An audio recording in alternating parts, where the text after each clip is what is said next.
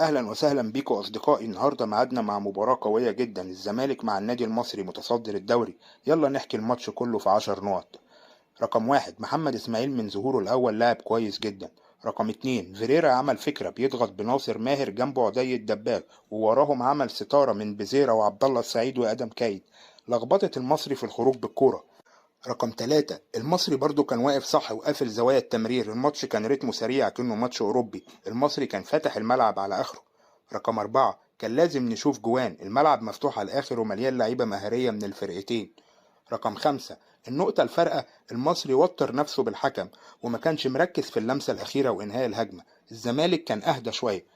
رقم ستة، الزمالك برضو كانت اللمسة الأخيرة بتاعت الشبكة مش موجودة، حتى الجون الأول جاب العافية. رقم سبعة، ادم كايد بيدي ظهره كتير للملعب وبيهدي رتم الماتش وبيتعب بسرعه، يا عالم لاعب كويس ولا لا. رقم 8، عبد الله السعيد في المساحات مختلف اوروبي، بيعرف يوزع مجهوده ما شاء الله على الماتش كله. رقم 8، دونجا مهم جدا للزمالك وملوش بديل. رقم 9، عمر جابر المجتهد الصامت ومش من دلوقتي، من فترة وربنا كافئه بالجون، جون حلو قوي. بزيرة شكله هيقفل الدوري المصري. رقم 10، الفرقتين كانوا حلوين، الزمالك بس خلص بعض الهجمات كويس وخلص الماتش بيهم، المصري فقد اللمسة الأخيرة. طالما وصلت لهنا يبقى شكرا للمتابعة، أسيبكم في حفظ الله وأشوفكم في الماتش الجاي. السلام عليكم ورحمة الله.